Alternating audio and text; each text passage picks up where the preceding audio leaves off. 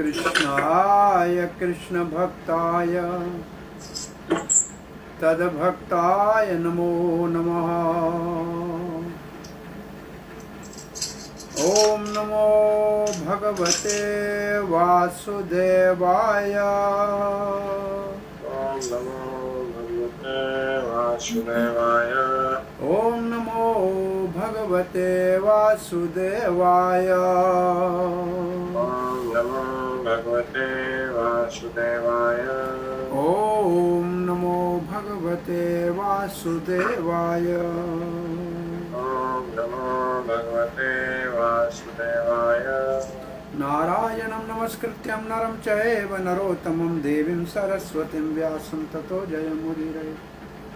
नष्टप्रायेषु भद्रेषु नित्यं भागवत सेवया भगवती उत्तमश्लोकिर्भक्तिर्भवती नैष्टिकी।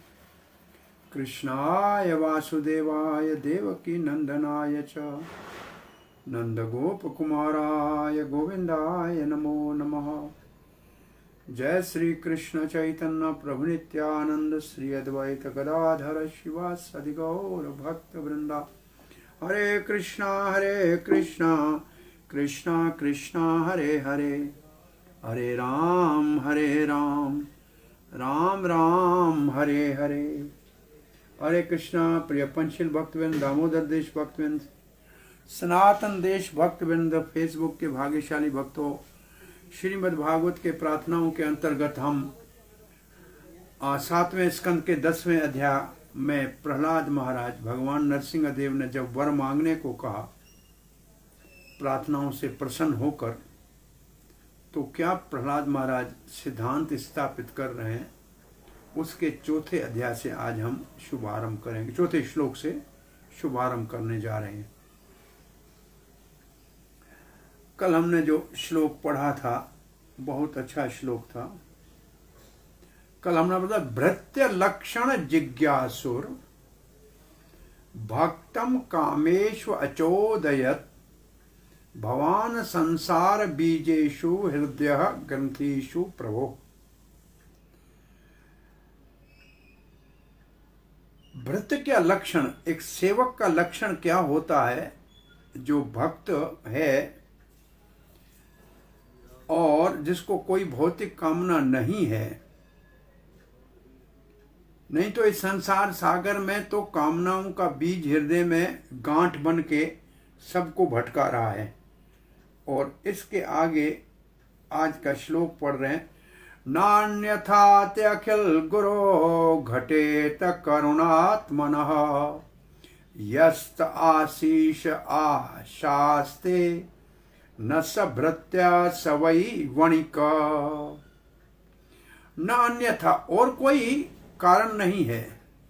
आप ये जो आशीर्वाद लेने के लिए कह रहे हैं, इसका कोई और कारण नहीं है, अन्यथा नहीं है। ये ते आप भगवान अखिल गुरु हो, आप तो जगत गुरु हो। अखिल का मतलब सबके गुरु हो। घटेत करुणात्मनः, हे आप दयामय हो, करुणामय हो।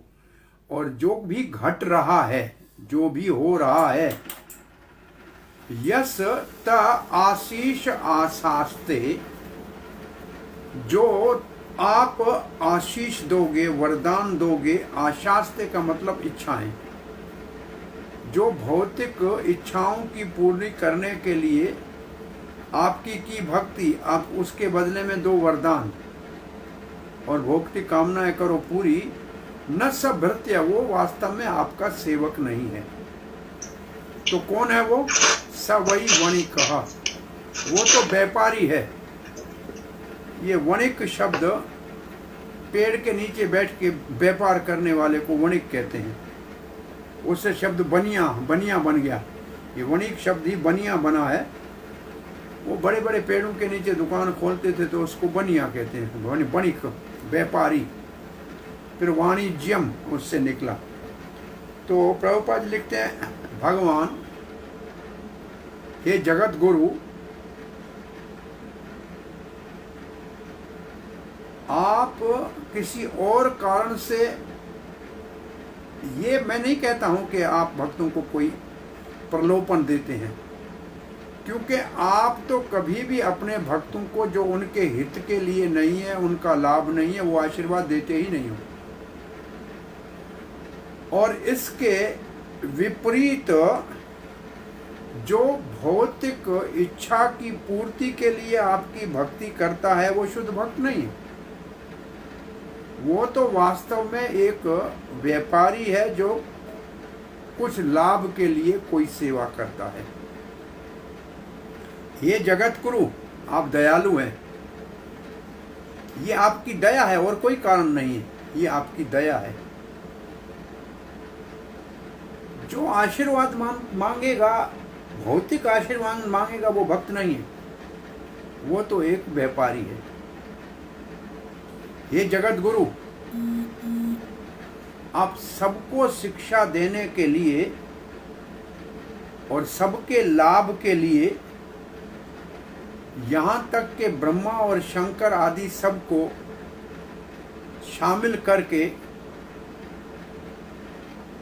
भक्तों के गुणों का वर्णन करना चाहते हो अथवा उनके गुणों को प्रदर्शन करना चाहते हो, दिखाना चाहते हो। मैं आपको एक स्वामी और एक सेवक के क्या गुण होते हैं वो बताता हूँ। यहाँ जो ते शब्द है त्वतः, ये आपके लिए, भगवान के लिए है। जो आपसे कोई भौतिक कामना करता है वो व्यापारी है। आपको पत्र पुष्प फल दे, ये क्योंकि आपने भगवत गीता में कहा है, लाए तो एक बेर का फल और मांगे हाथी, और मांगे के ब्रह्मा जैसा राज जो, इंद्र जैसा स्वर्ग दो, हाथी घोड़े गाड़ी मोटर बंगला दो, तो ये व्यापारी है। प्रभुपाद जी लिखते हैं कि कभी कभी ऐसा देखा जाता है कि मंदिर में लोग आते हैं भक्त बनकर, परंतु उनका उद्देश्य कोई भौतिक लाभ ही होता है। ऐसे लोगों को प्रहलाद महाराज व्यापारी कह रहा है, वणिक कह रहा है। भगवत गीता में ऐसे लोगों का वर्णन है, आर्तो जिज्ञासुर अर्थार्थी ज्ञानी च भरत ऋषभ। इसमें जैसे जो पहले दो हैं, पहले दो पहला और तीसरा, एक दुख के निवारण के लिए भगवान के पास आता है, एक धन की लालच में भगवान के पास आता है। वो अपनी मजबूरी में भगवान के शरण में आते हैं, अपने दुख के निवारण के लिए या धन के लिए। इनको सुकृत कहा गया है। ये कोई भक्त नहीं है अभी तक, शुद्ध भक्ति में इनकी गणना नहीं होती है, गिनती नहीं होती है। ये पुण्य आत्मा है, इन्होंने ये सुकृत हैं, और जब दुख है या धन चाहिए तो भगवान के पास आते हैं। अब प्रभुपाद जी कहते किसी का पुण्य नहीं होगा तो वो भगवान के पास तो जा ही नहीं सकता है। तो कुछ पुण्य होते हैं तभी भगवान के पास जाते हैं, परंतु ये उनके पुण्य भौतिक लाभ के लिए हैं, इसलिए ये शुद्ध भक्त नहीं कहलाते। शुद्ध भक्त कोई भी भौतिक वैभव ऐश्वर्य भगवान से नहीं मांगता है। अगर भगवान किसी भक्त को वैभव देते हैं तो ये उसके पुण्य के कारण नहीं देते, ये भगवान की कृपा है।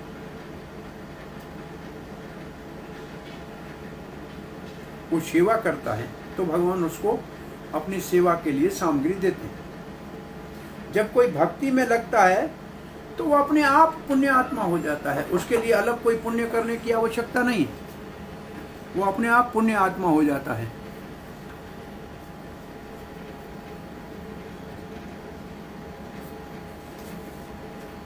हरे कृष्णा।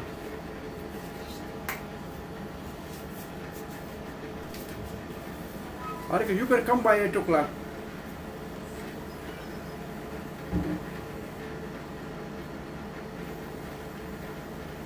तो शुद्ध भक्त की क्या पहचान है? शुद्ध भक्त अन्य अभिलाषिता शून्यम। भगवान की सेवा के अतिरिक्त और कोई अभिलाषा नहीं होती, अभिलाषिता नहीं होती। भौतिक भोग की कामना ही नहीं होती, और न तो उसको भौतिक लाभ की कामना है, न ही भगवान उसको भौतिक लाभ के लिए प्रेरित करेंगे। भगवान भक्त को किसी चीज की आवश्यकता है तो भगवान अपने आप मांगने से पहले दे देते हैं। योग क्षेमम वहामि अहम, ये तो जीवन के अनुभव से पता लगता है। हमने अपने जीवन में ही देखा है कि जरूरत से पहले सब काम पूरे हो जाते हैं। अब ऐसा कोई नहीं है कि हम तो संसारी व्यक्ति है, ऐसा कोई महान भक्ति की लक्षण नहीं है। फिर भी हम जैसे पतित भक्तों के ऊपर भी भगवान समय से पहले आवश्यकता को पूरी कर ही देते हैं, तो शुद्ध भक्तों की सेवा में कहीं कोई विघ्न पड़े ये संभव नहीं। प्रभुपाद ने कहा भक्ति करोगे तो हवा में उड़ते हुए डॉलर आएंगे। तो भक्तों के पास किराए के पैसे नहीं थे देने के, मंदिर किराए पे था। वो कह रहा भगवान प्रभुपाद ने कहा है कि पैसे हवा में उड़ते आते हैं, इतना विश्वास से बाहर गए तो सचपच डॉलर उड़ते आ रहे थे और उन्होंने इकट्ठे किए, आवश्यकता जितनी थी उतने पूरे ही थे। ऐसे भक्तों को जीवन का बहुत बड़ा अनुभव है कि ठीक उसी समय जब आवश्यकता है वो चीज उसी वक्त अपने आप भगवान उपलब्ध कर देते हैं। इससे भक्तों का विश्वास भक्ति के ऊपर और भगवान के ऊपर बढ़ जाता है, और नहीं देते हैं तो भी भक्त संतुष्ट होते हैं। भौतिक लाभ वाले लोग मंदिर में जाते हैं, कोई पुष्प फल फूल चढ़ाते हैं और उसके बदले में भगवान से कोई बहुत बड़ी आशीर्वाद की कामना करते हैं। प्रभुपाद ने फिर ये श्लोक भगवद गीता का दे दिया है, पत्रम पुष्पम फलम तो यम यो में भक्त्या परीक्षति तदहम भक्त्या उपहृतम अश्नामि प्रियतात्मनः। कोई मुझे एक तुलसी का पत्ता, एक फूल, एक फल, चाहे वो बेर का हो या जल अर्पण करता है, परंतु वो करना चाहिए भक्ति से, तो उसको मैं स्वीकार करता हूं जब भक्ति से मुझे अर्पण करता है। क्योंकि उसका प्रेम है, उसको मैं स्वीकार करता हूं, उस वस्तु को नहीं, उसके प्रेम को मैं स्वीकार करता हूं। तो जो व्यापारी भाव के हैं वो समझते हैं कि थोड़ा सा भगवान को फल फूल दे दें और बहुत सा धन का लाभ हो जाएगा। इसको कहते हैं कुत्ता दे के हाथी मांगना।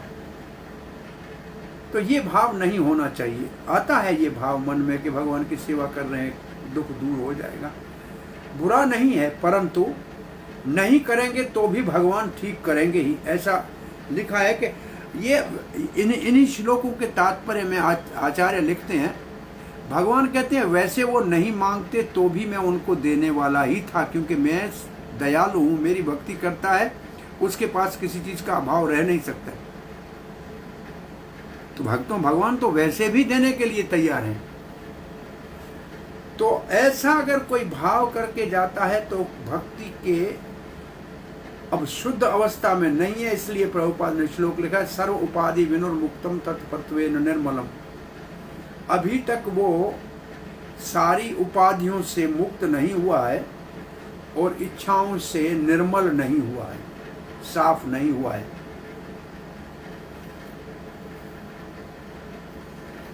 जब शुद्ध हो जाएगा, इच्छा भौतिक इच्छाओं से मुक्त हो जाएगा, तब ऋषिकेश सेवनम भक्तिर उच्यते। ये नारद जी कहते हैं हमारी इंद्रियों के स्वामी की सेवा में लगे, निर्मल होके उपाधियों से मुक्त होकर, तब उसको भक्ति कहा जाता है। प्रहलाद महाराज आगे कहते हैं, आशा सानो न वै भृत्य स्वामी न्य आशीष आत्मनः न स्वामी भृत्य तस्वाम्यम इच्छन योराति च आशीष। इस श्लोक में वास्तविक स्वामी और वास्तविक सेवक का वर्णन किया गया है।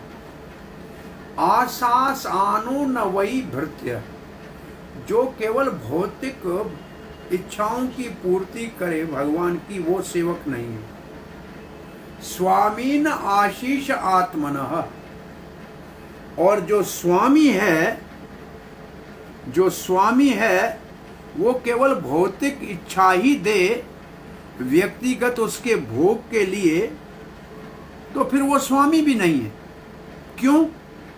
न स्वामी भृत्य स्वाम्यम इच्छन यो राति च आशीष। स्वामी समझता है कि ये भक्त मेरी सेवा करेगा तो मेरी प्रतिष्ठा बनी रहेगी, स्वाम्यम मेरा स्वामित्व तो बना रहेगा, मैं आशीर्वाद नहीं दूंगा तो ये मेरे को छोड़ के चला जाएगा। ऐसा अगर स्वामी का भाव है तो वो स्वामी नहीं है। मैं इसको वरदान दूंगा, अच्छा पद प्रतिष्ठा दूंगा तो ये मेरा बन के रहेगा और मेरा नाम रहेगा, तो ये स्वामी नहीं है। और सेवक समझे कि मेरा लाभ भगवान करेगा, मैं सेवा कर रहा हूं, तो वो सेवक नहीं है। जो सेवक भौतिक इच्छा के लिए भगवान के शरण में जाता है वो वास्तव में शुद्ध भक्त और सच्चा सेवक नहीं है। इसी प्रकार जो स्वामी भौतिक इच्छाएं अपने सेवक की इसलिए पूरी करता है कि सेवक सेवा करता रहे और मेरा मान सम्मान और स्वामित्व तो बना रहे, तो वो स्वामी भी नहीं है। अपने लिए स्वार्थ में स्वेच्छा प्रतिपूर्ति के लिए स्वामी से कोई वरदान मांगे तो वो सेवक नहीं है। और जो अपने स्वामित्व को बना के रखने के लिए आशीर्वाद दे और लोगों को भौतिक भोग के फल दे, तो वो स्वामी नहीं है। ये जो पहला श्लोक है उसको और बलिष्ठ कर रहा है। सेवक इसलिए रखा कि मेरा नाम बना रहे, मेरे चारों ओर 10 लोग लग चले, उनको मैं कुछ देता रहूं तो मेरे को छोड़ के ना, जैसे नेता लोग करते हैं। वो स्वामी सच्चा नहीं है। और जो सेवक सेवा इसलिए करता है कि कुछ फल मिलेगा, तो वो सेवक भी नहीं है। प्रभुपाद जी भगवत गीता में ऐसे पद के लिए कौन वरदान देते हैं उनको देवताओं में गिनते हैं। और जो देवता हैं वो ऐसे हैं, और जो संसार में बड़े नेता हैं वो ऐसे हैं। और जो भौतिक हमारे स्वामी हैं अथवा जो अधिकारी हैं वो ऐसा व्यवहार करते हैं। कामैस्ते हित ज्ञाना प्रपद्यन्ते अन्य देवता, जिनकी भौतिक कामना है और जिनका ज्ञान माया ने हर लिया है, वो देवताओं के पास जाते हैं, देवताओं का शरण लेते हैं। परंतु देवता स्वामी नहीं बन सकता है। वास्तविक स्वामी तो भगवान है। परंतु देवता अपने देवतत्व, अपने मान पद प्रतिष्ठा को सुरक्षित रखने के लिए अपने भक्तों को, वो भले असुर क्यों न हो, उनको वरदान देते रहते हैं। प्रभुपाद जी उदाहरण दे रहे हैं वृकासुर का। जो वृक या हरे कृष्ण, ये किसका है? बंद करो, हरि बोल, हरे कृष्णा। ये जो वृकासुर था, भगवान शंकर की प्रार्थना करके कहा कि आशीर्वाद दो, और वो आशुतोष भोलेनाथ ने कहा क्या चाहिए? कहा जिसके सर के ऊपर हाथ रखूं उसका सर फूट जाए। भगवान ऐसी आशीर्वाद कभी नहीं देंगे। और शंकर जी के सर के ऊपर हाथ रखने के लिए वृक भागा और पार्वती को भोगने का दुष्ट विचार उसके मन में आया। भागे, भोलेनाथ भाग रहे थे तो भगवान ने आके कैसे उनकी रक्षा की, ये तो हमारे भागवत के 10वें स्कंद में कथा है। तो यहाँ प्रभुपाद जी लिखते हैं, ऐसे भगवान किसी को वरदान नहीं देते हैं जिनसे उनका नाम रहे कि बड़ा वरदाता है, लेकिन स्वयं ही संकट में आ जाए। परंतु इसके विपरीत भगवान क्या करते हैं, उसके लिए प्रभुपाद ने दसम स्कंद के 88 अध्याय का 8वां श्लोक दिया है। यस्यामनुग्रहामि हरिष्य तद्धनम शनैहि। कोई भौतिक भोग भी चाहे और मेरी भक्ति करे तो उस कच्चे भक्त का आस्ते आस्ते मैं सब मान सम्मान धन वैभव हर लेता हूं। आगे श्लोक है, जब उसका कोई साथी सहारा नहीं रहता है तो मेरे शरण में आता है, और जब मेरे शरण में आता है तो मैं उनको इतना दे देता हूं जितना वो कभी सोच भी नहीं सकता। इस श्लोक का श्रील प्रभुपाद ने अपने जीवन में अनुभव करके सार्थक की, समझा कि इतना बड़ा मेरा कारोबार चल रहा था। 1922 में मोटर कार और ड्राइवर था, बड़ी कंपनी थी, परंतु सब आस्ते आस्ते चला गया। फिर देखा कि भगवान ने लिखा है कि जिसके ऊपर मैं अनुग्रह करता हूं विशेष, उससे भौतिक सब चीजें छीन लेता हूं, और जब वो मेरे शरण में आता है तो फिर इतना देता हूं, जैसे प्रभुपाद जी को भगवान ने इतना दिया कि आज भी दुनिया के हर कोने में उनकी पूजा हो रही है।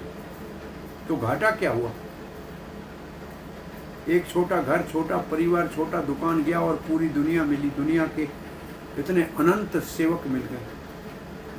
तो कच्चे भक्त से भगवान लेते हैं और पक्के को देते हैं।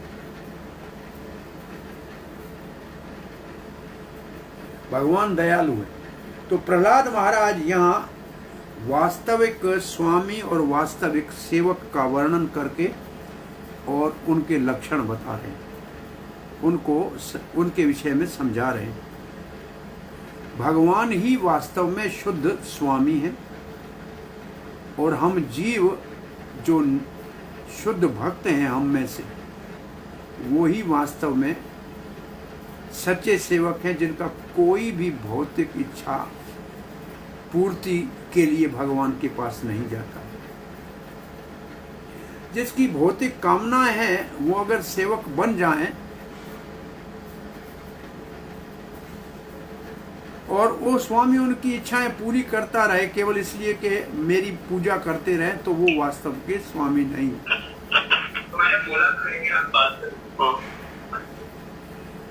बहुत बड़ा भारी प्रश्न है। असल में देखा जाता है, हम तो ये श्लोकों को आंखों से देख रहे हैं। कभी कभी केवल अपने पद प्रतिष्ठा के लिए लोग बहुत बड़ी सुविधाएं दे देते हैं, बड़ा भौतिक लाभ देते हैं कि लोग हमारी आज्ञा में रहे और हमारी पूजा प्रतिष्ठा चलती रहे, तो वो वास्तव में स्वामी नहीं। आगे के श्लोक में पढ़ते हैं, अहम त्वा अकाम त्वद भक्ता त्वं च स्वामी अनपाश्रयः नान्यथे अहावयोर अर्थो राजसेवकयोर एव। प्रहलाद महाराज कहते, मैं आपका अकाम भक्त हूं, मेरी कोई भौतिक कामना नहीं है। त्वद भक्त, मैं आपका भक्त हूं। त्वम च स्वामी, और आप मेरे स्वामी हो। अनपाश्रय है, जिसका मैंने शरण लिया है। आपका कोई भी मुझसे सेवा लेने की इच्छा नहीं कि आप स्वामी बने रहे। मैं आपका सेवक नहीं बनाऊंगा तो आपके स्वामित्व में कोई अंतर नहीं आएगा। तो मैं आपका अकाम सेवक हूं और आप स्वतंत्र मेरे स्वामी हैं। ऐसा नहीं है कि मेरी सेवा से आपका पद बना रहेगा। न अन्यथा आवयोर अर्थो, हम दोनों का और कोई लाभ नहीं है। ना मेरा भौतिक लाभ है और न ही आपको प्रतिष्ठा के लिए मेरी सेवा देनी है।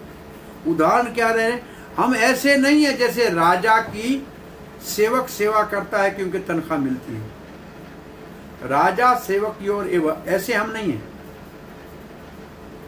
हम तो शुद्ध प्रेम से एक दूसरे से जुड़े हुए हैं।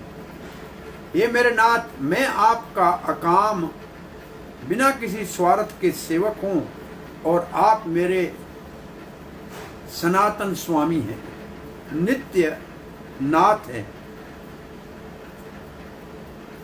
हमारा स्वामी और सेवक के अतिरिक्त और कोई भी संबंध और उद्देश्य नहीं है। आप स्वाभाविक मेरे स्वामी हो और मैं स्वभाव से ही स्वरूपगत आपका सेवक हूं। हमारा और कोई संबंध नहीं है। मैं ऐसा सेवक हूं, कोई आपसे भौतिक कामना नहीं करता, और आप ऐसे स्वामी हैं जो मेरी सेवा के ऊपर निर्भर नहीं है। हमारा संबंध और किसी अर्थ के लिए नहीं है, सेवक और स्वामी का संबंध है। ये ऐसा नहीं है जैसे भौतिक राजा का वेतन वाले सेवक के साथ होता है, ऐसा हमारा संबंध नहीं है। ये है वास्तव में वास्तविक स्वामी और सेवक का संबंध। सेवक हमारी सेवा करेंगे तब हमारा मान सम्मान पद प्रतिष्ठा बनी रहेगी। ये भगवान आपकी इच्छा नहीं है। हमारा संबंध केवल स्वामी और सेवक का होना चाहिए। भौतिक जगत में तो स्वामी सेवक से सेवा लेता है और सेवक को तनख्वाह देता है, वेतन देता है। ये शुद्ध नहीं है संबंध। हमारा शुद्ध संबंध है, ऐसा नहीं है। भौतिक संबंध की निंदा की गई है। और प्रभुपाद जी इस भाव को कहते हैं, भगवान चैतन्य महाप्रभु कहते हैं, जीवेरा स्वरूप है कृष्ण नित्य दास। हम तो स्वरूप से ही कृष्ण के नित्य दास हैं। सभी जीवों का ये स्वरूप है। और भगवान भगवत गीता में कहते हैं, भोक्तारम यज्ञ तपस्याम सर्वलोक महेश्वर। मैं भोक्ता हूँ, मैं यज्ञ और तपस्या का भोक्ता हूँ, सब लोगों का महान ईश्वर हूँ, सबके हृदय में बैठा हुआ सबका शुभ चिंतक हूँ। जो ये जानेगा वो शांति को प्राप्त करेगा। ये है वास्तविक हमारा भगवान श्री कृष्ण के साथ संबंध। हम सेवक हैं, वो स्वामी है। हम भोगे हैं, वो भोक्ता है। और हमारा धर्म है भगवान का शरण लेना। सर्वधर्मान परित्यज्य एकम शरणम व्रज। ये हमारा निरंतर चलने वाला संबंध है। और इसी में ही सनातन सुख है। सेवक और स्वामी के बीच में जो सनातन सुख का संबंध है वो शरणागति का है।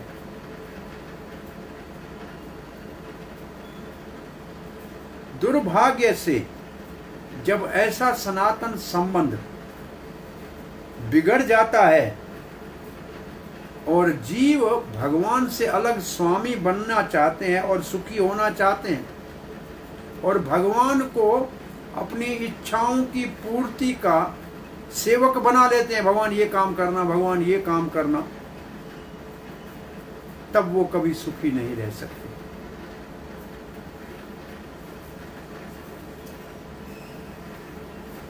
और आप ऐसे भगवान नहीं हैं कि सेवक आपकी सेवा करोगे, आप उसकी इच्छा पूरी करोगे। ये आपका भी स्वभाव नहीं है।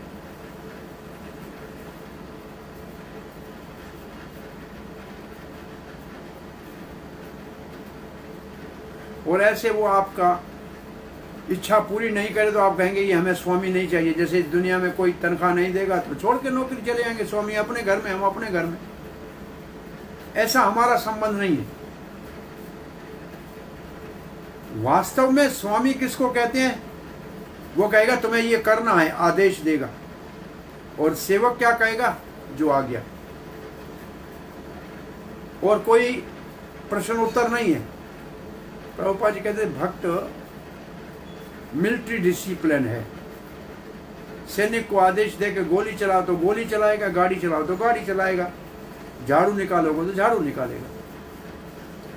ऐसे स्वामी का आदेश और सेवक की सेवा, ये है वास्तविक संबंध। भगवान और जीव में ये संबंध होना चाहिए। ये वास्तविक सुख का साधन है। जीव आश्रय है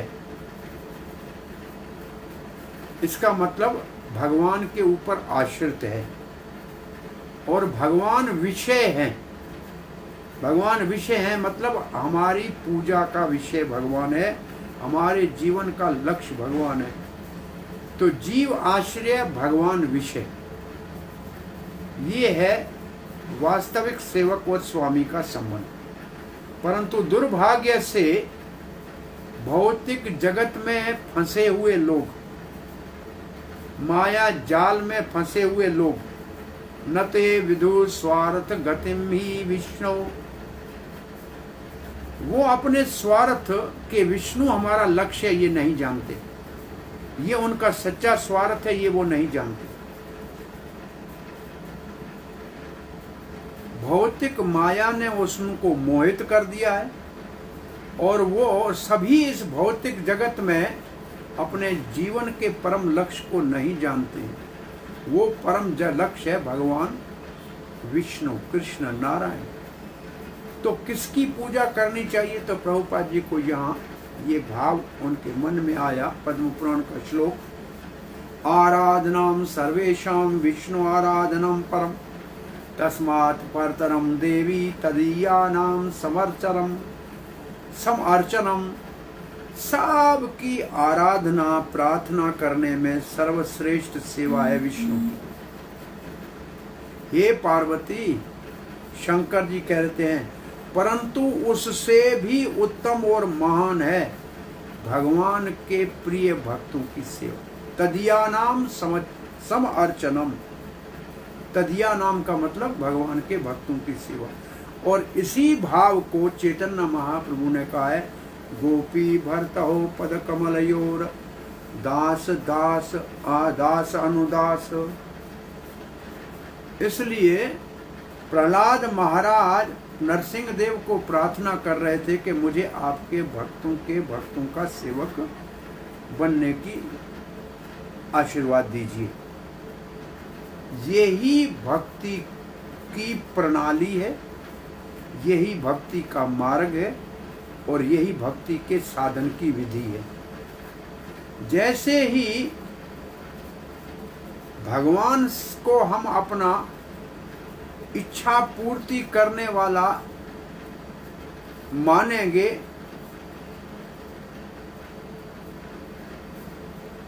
तो ऐसे स्वार्थियों के भगवान स्वामी बनने को तैयार नहीं है। भगवत गीता में भगवान कहते हैं, ये यथा माम प्रपद्यन्ते तां तथैव भजामि अहम्। अगर आप मेरे को सेवक बनाने के लिए आओगे तो मैं आपका स्वामी क्यों बनूंगा? आप मेरे से सेवा लेने आए हो, सेवा करने तो आए नहीं हो। ये हम प्रायः कहते हैं कि लोग इतने, मैं अभी भी देख के आया, मंदिर में बहुत सी लोग भीड़ आ रही है और प्रायः सब के में बाहर लेके अब फोटो निकाल रहे हैं, इधर फोटो उधर फोटो, इस पोज में फोटो उस पोज में फोटो। परंतु कोई भगवान की सेवा करके या कोई भगवान के विषय में जानने की इच्छा से आया हो, ये तो कोई दुर्लभ एक आधा होगा। हमसे किसी ने प्रश्न पूछा था कि मंदिर बहुत, कथाएं बहुत, लोगों की भीड़ बहुत, फिर भी लोगों के अंदर कोई परिवर्तन नहीं है, न चरित्र में कोई अच्छाई आई है, न उनके जीवन में कोई सुख आया है। कारण क्या है? और उसका एक ही कारण हमने कहा कि भगवान के पास जाएं या कथा में जाएं, सेवा करने के लिए कोई नहीं जाता है, कुछ लाभ के लिए ही जाते हैं। इसलिए कोई संतुष्ट नहीं है, किसी के चरित्र में कोई परिवर्तन नहीं आया। भौतिकवादी भौतिक लाभ चाहते हैं और जब तक ऐसे मति भ्रष्ट है तब तक वो भगवत धाम जाने के अधिकारी नहीं बन सकते। आगे प्रहलाद महाराज कह रहे हैं, यदि दास्यसि मे कामान वरांस्त्वं वरद्दर्शभ कामानां हृदये असम्मरोहम् भवतस्तु वृणे वरम्। यदि दास्यसी में कामन, अगर आप मेरे को कुछ वरदान देना चाहते हो, वराम स्वम वरद ऋषभ, हे वरदान देने वालों में सर्वश्रेष्ठ, तो आप क्या वरदान दीजिए? कामानाम हृदय असमरो, जो मेरे हृदय में कामना हो ना भौतिक, उसको उत्पन्न ही न होने दो, उसका नाम निशान मिटा दो। ये आशीर्वाद दो कि मेरे हृदय में कोई कामना उत्पन्न ही ना हो भोग की। भवतस्तु वृणे वरम, ये आप कृपा करें, मुझे वरदान दे दीजिए। हे मेरे नाथ, हे स्वामी, हे महान सर्वश्रेष्ठ वरदाता, आप मुझे कोई वरदान देना ही चाहते हैं इच्छुक, तो मैं आपको प्रार्थना करता हूँ स्वामी, मेरे हृदय में जो भौतिक कामना है उनको जड़ से निकाल दीजिए, उनका नाम निशान न रहे, बस यही वरदान दे दीजिए। हे वरदाता वरद ऋषभ, आप अपनी इच्छा से वरदान देना चाहते हैं, तो फिर मेरी प्रार्थना है कि भौतिक इच्छाओं से मेरे हृदय को शून्य कर दीजिए और वहां भौतिक के साथ जन्म ही न ले। भगवान ने कहा कुछ तो ले लो, तो कहते हैं ठीक है, आप देना ही चाहते हो तो मेरे हृदय में भौतिक इच्छा को उत्पन्न होने ही मत दो। श्रील प्रभुपाद लिखते हैं, भगवान श्री चैतन्य महाप्रभु ने हमको सिखाया है कि क्या भगवान से मांगना चाहिए। न धनम न जनम न सुंदरम कवितम व जगदीश कामय, मम जन्मनि जन्मनीश्वरे भवताद भक्ति अहितुकी त्वयि। न धनम, धन नहीं चाहिए, न जन्म, बहुत से मेरे पीछे चलने वाले सेवक हो और मेरी जय जयकार करो, ये मुझे नहीं चाहिए। न सुंदरिम, नहीं मुझे कोई सुंदर स्त्री भोग के लिए चाहिए। कवितम वा, और न ही कोई मैं बहुत बड़ा विद्वान कवि हूँ और लोग मेरी पूजा प्रतिष्ठा करें। जगत ईश कामये, कवितम वा जगदीश कामये, हे जगत के ईश्वर, ऐसी मेरी कोई कामना नहीं। तो क्या कामना है? मम जन्मनि जन्मनि ईश्वर, कोई बात नहीं, मुझे कहीं भी जन्म लेना पड़े, मुक्ति भी नहीं चाहिए। तो क्या चाहिए? भवताद भक्ति अहितुकी, आपकी अहितुकी बिना कारण के भक्ति जन्म जन्म में मुझे मिलती रहे, बस यही मेरी एकमात्र कामना है।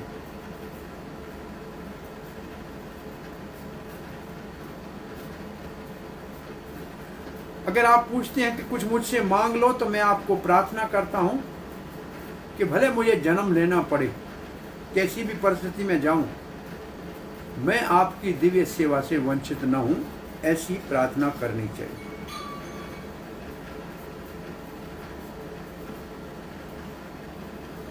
प्रभुपाद लिखते हैं, जो भक्त होते हैं सदा ही सकारात्मक स्तर के ऊपर होते हैं।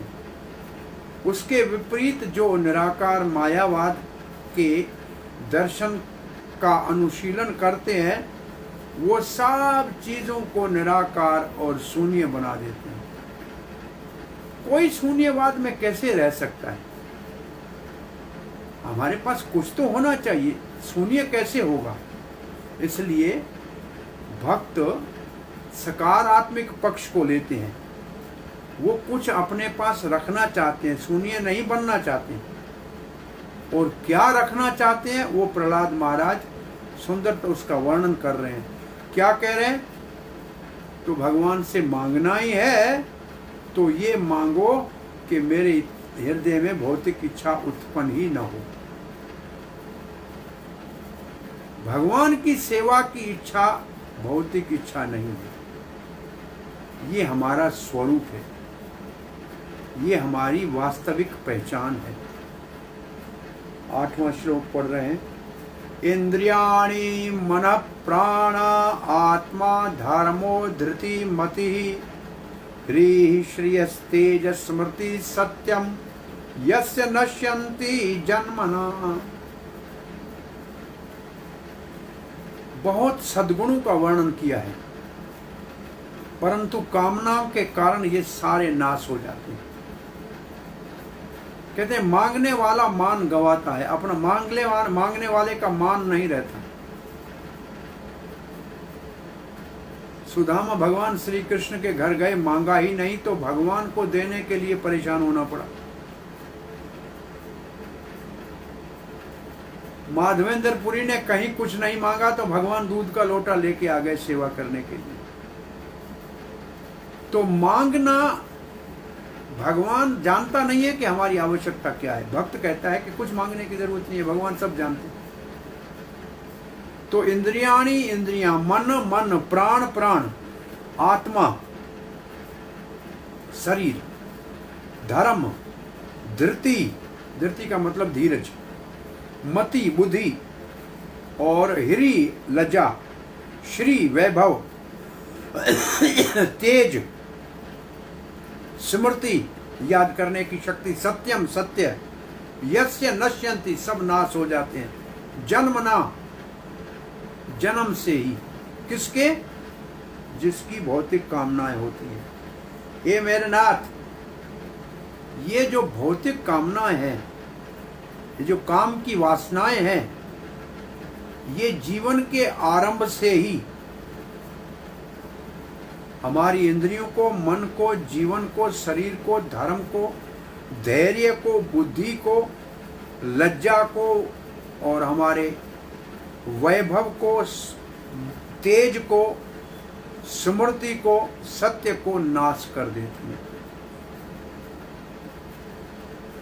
अगर इच्छा उत्पन्न हो गई तो ये कितने गुण है? 1 2 3 4 5 6 7 8 9 10 11 12, ये 12 शुभ लक्षण समाप्त हो जाते हैं केवल मांगने से। और मांगने वाला निर्लज तो हो जाएगा ना, वो लज्जा तो चली ही जाएगी उसकी।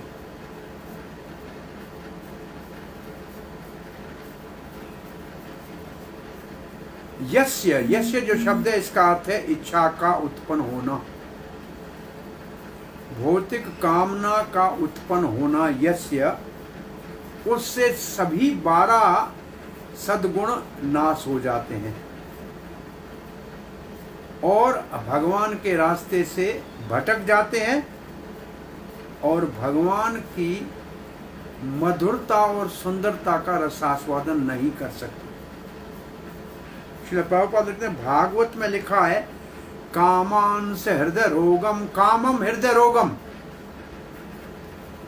काम दिल की बीमारी है, हृदय का रोग है।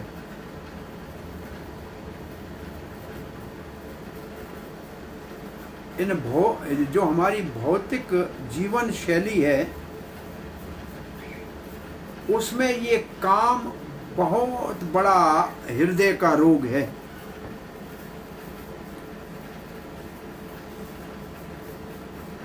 और मुक्ति का अर्थ है ऐसी भौतिक कामनाओं से मुक्त होना। क्या करती हैं भौतिक कामनाएं? भौतिक कामनाएं जन्म मृत्यु के चक्कर में भटकाती हैं। जब तक भौतिक इच्छाएं रहेंगी तब तक भ्रमण संसार के अंदर जन्म मृत्यु के चक्कर में चलता रहेगा। जैसे कार्य करेंगे वैसे शरीर मिलेगा और ये चक्कर चालू रहेगा। और एकमात्र इसकी चिकित्सा, इस रोग से मुक्ति का मार्ग एकमात्र है भगवान की भक्ति। और वो भक्ति का शुभ आरंभ होता है जब हम अन्य अभिलाषिता शून्य, भौतिक भोग की इच्छाओं से मुक्त होते हैं, शून्य होते हैं, कुछ नहीं रखते हैं भौतिक इच्छाएं। शून्यम का मतलब है इच्छाओं से मुक्त होना। हम जीव आत्मा आध्यात्मिक हमारा स्वरूप है, तो हमारी आध्यात्मिक क्रियाएं हैं और हमारी आध्यात्मिक इच्छाएं भी हैं। और भगवान श्री चैतन्य महाप्रभु ने आध्यात्मिक इच्छा का वर्णन किया है, मम जन्मनि जन्मनि ईश्वरे भवताद भक्ति अहितुकी। भक्ति हमारी स्वाभाविक स्थिति और इच्छा है। तो हमारी जो स्वाभाविक आध्यात्मिक इच्छा है उनको पूरा करना है तो हमारे को भौतिक इच्छाओं को त्यागना पड़ेगा। ऐसा श्रील रूप गोस्वामी कहते हैं, अन्याभिलाषिता शून्यम, ये उनका उद्देश्य है। जैसे भौतिक इच्छाएं उत्पन्न होंगी तो हमारा जो आध्यात्मिक व्यक्तित्व है, पहचान है, स्वरूप है, वो लुप्त हो जाएगा। भौतिक इच्छा की उत्पत्ति आध्यात्मिक स्वरूप को लुप्त कर देती है। और फिर क्या होगा? फिर जीवन की जो सामग्री है, हमारी इंद्रियां हैं या शरीर है या धर्म है या धैर्य है या बुद्धि है, वो जो हमारी वास्तविक कृष्ण भावना है, असली आदि कृष्ण भावना है, उससे बेमुख हो जाएंगे।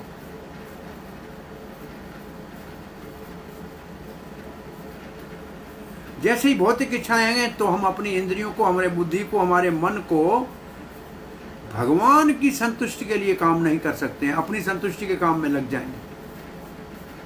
इसलिए मायावादी दार्शनिक जो हैं वो निराकार होना चाहते हैं, वो बिना इंद्रियों के और बिना मन के बनना चाहते हैं, परंतु ये संभव नहीं है। जीव है और उसका अस्तित्व है तो उसकी इच्छा तो रहेगी, उसकी इच्छा रहेगी, उसका उद्देश्य भी जीवन में रहेगा, परंतु उनको शुद्ध करना पड़ेगा। वो भौतिक नहीं होना चाहिए, वो आध्यात्मिक करने देनी चाहिए। तो हमारी आध्यात्मिक इच्छा हो, आध्यात्मिक हमारी जिज्ञासा हो, आध्यात्मिक हमारा उद्देश्य हो और कोई भौतिक उसमें कलमश न हो, तो फिर हमारा स्वरूप है। इस प्रकार जीव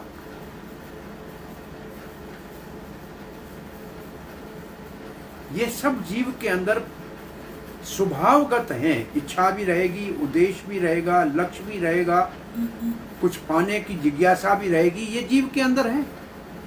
जो कुछ भी जीव के पास है वो आध्यात्मिक रूप से उसको कर लेंगे तो लाभ होगा। हाँ, परंतु भौतिक इच्छाएं करेंगे तो जन्म मृत्यु जरा व्याधि के दुख को भोगना ही पड़ेगा। इसलिए हमको भगवान की भक्ति करनी चाहिए। कैसे? सर्वोपाधि विनुर्मुक्तम तत्पर्तवेन निर्मलम ऋषिकेश सेवनम भक्तिरुच्यते। भक्ति का अर्थ है हमारे सारे इंद्रियों को इंद्रियों के स्वामी की सेवा में लगाना। जब जीव भगवान की सेवा में लगता है तो उसके दो परिणाम निकलते हैं। एक तो भौतिक जो उसकी पहचान है उससे मुक्त हो जाता है, उपाधि से मुक्त हो जाता है, और दूसरा भगवान की सेवा लगने से उसकी इंद्रियां पवित्र हो जाती हैं। तो इंद्रियों को पवित्र करना है और भौतिक अपनी उपाधियों से मुक्त होना है, तो सकारात्मक आध्यात्मिक जीव के इंद्रियों को आध्यात्मिक भगवान की सेवा में लगाना चाहिए। अब 9वां श्लोक पढ़ते हैं आज। विमुञ्चन्ति यदा कामान् मानवो मनसि स्थितान् तरय्येव पुण्डरीकाक्षः भगवत्तवाय कल्पते। विमुञ्चन्ति यदि कामान्, अगर कोई भौतिक कामनाओं से विशेष रूप से मुक्त हो जाए, भौतिक कामना उत्पन्न ही न हो, मानवो मनसी स्थितम,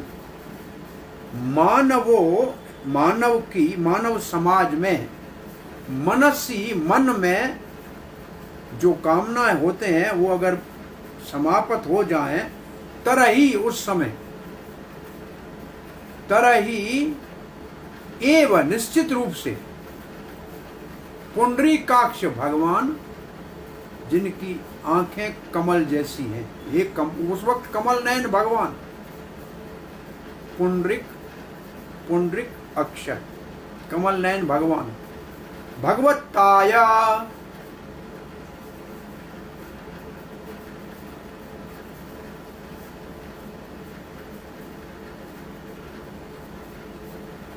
उस वक्त भगवान पुंडरीकाक्ष जैसा उसको ऐश्वर्य प्राप्त होगा और वैभव और धन प्राप्त होगा। बड़ी बात कही गई है, बहुत बड़ी बात है। ये नाथ, जब मानव समाज भौतिक भोग की मन में उत्पन्न होने वाली इच्छाओं को त्याग देगा, उस समय वो आपके समान धन और ऐश्वर्य को, श्री और ऐश्वर्य को प्राप्त कर सकता है। हे पुंडरीकाक्ष, जब मानव स्थायी भाव से भौतिक इच्छाओं को छोड़ देते हैं जो मन से उत्पन्न होती है, हे पुंडरीकाक्ष, मानव मन से उत्पन्न होने वाली स्थायी भाव से इच्छाओं को जो त्यागता है, वो आपको प्राप्त करने का अधिकारी हो जाता है, आपके धाम में आ सकता है, आप जैसा स्वरूप प्राप्त कर सकता है और जो चाहे वो पा सकता है।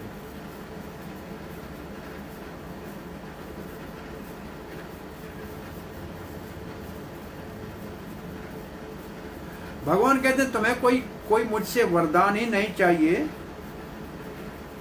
तो फिर सेवा की इच्छा क्यों करते हैं, मेरा सेवक क्यों बनना चाहते हैं?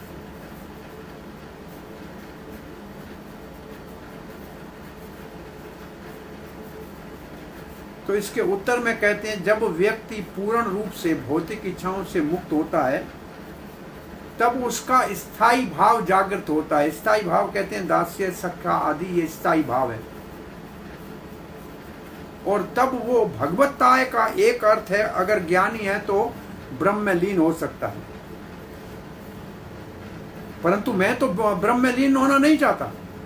प्रहलाद महाराज ऐसे कह रहे हैं, तुष्टे च तत्र किमलभ्यम अनंत आद्य किम तैर गुणः व्यक्तिक्राद इया ये स्वसिद्धा धर्माद्य किम अनुगणेन च कांक्षितेन सारं जुषाम चरणयोरुपगायताम न। क्या नहीं प्राप्त हो सकता है अगर भगवान संतुष्ट हो जाए, भगवान प्रसन्न हो जाए, संतुष्ट हो जाए, तो कौन सी चीज है जो नहीं मिल सकती। भगवान के चरण कमलों की महिमा गाने वाले को धर्म, अर्थ, काम और मोक्ष की क्या जरूरत है, वो तो अपने आप मिल जाते हैं।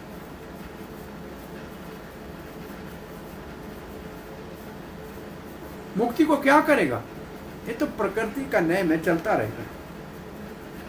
इसलिए मैं आध्यात्मिक आशीर्वाद चाहता हूं कि मैं आपके दास्य भाव को प्राप्त करूं, जो मेरा स्थायी भाव है। श्रीधर स्वामी कहते हैं, भगवताय का अर्थ है भगवान जैसा ऐश्वर्य।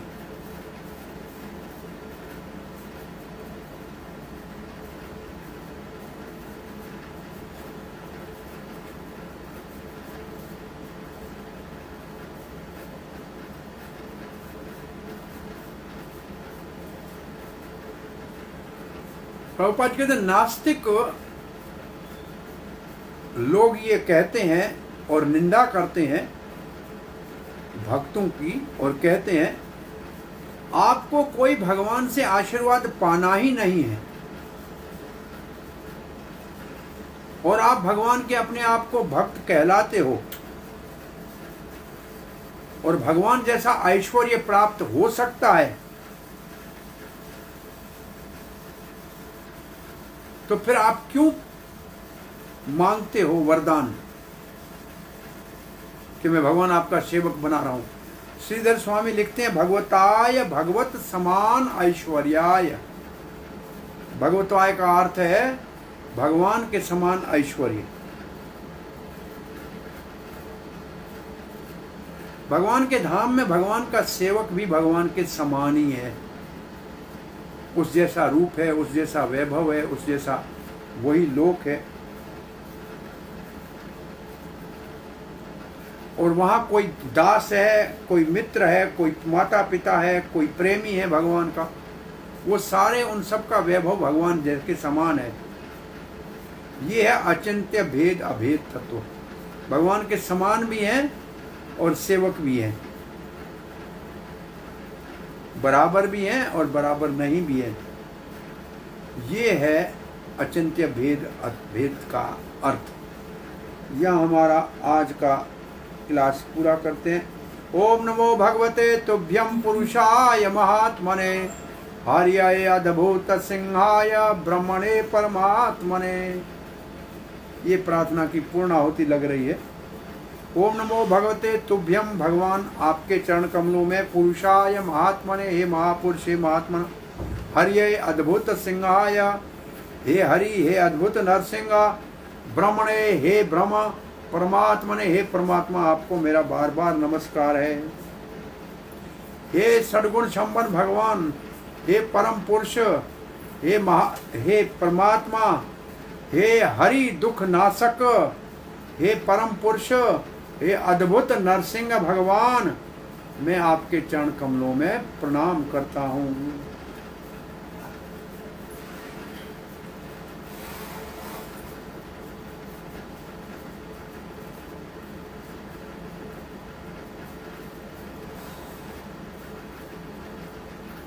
हाँ, एक प्रश्न उठा रहे हैं चक्रवर्ती पाद, क्या बड़े बड़े ज्ञानी ऋषि मुझ में लीन होना चाहते हैं, आप एक छोटे असुर बालक उनकी निंदा क्यों कर रहे हो?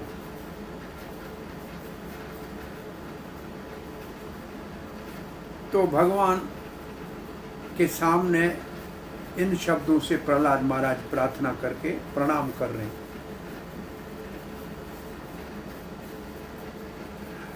अब जो हमने श्लोक पढ़ा उसमें प्रहलाद महाराज ने कहा है कि जो भक्ति करेगा वो भगवत तत्व भगवान के समान हो जाएगा। इसका अर्थ नहीं है, ये नहीं है कि वो भगवान के समान होने से भगवान की सेवा से वंचित हो जाएगा। भगवान का सेवक भगवान के समान ही वैभव और ऐश्वर्य संपन्न होता है। फिर भी सेवक सदा ही भगवान को प्रार्थना करता रहता है। प्रहलाद महाराज भगवान को संतुष्ट करने के लिए, शांत करने के लिए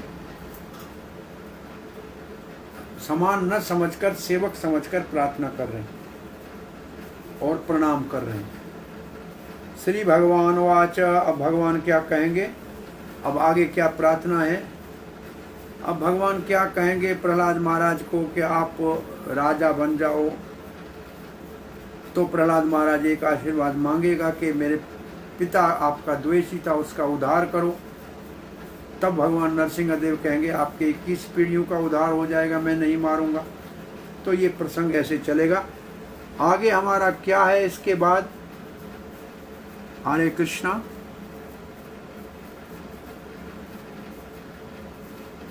हाँ जी, हरे कृष्णा।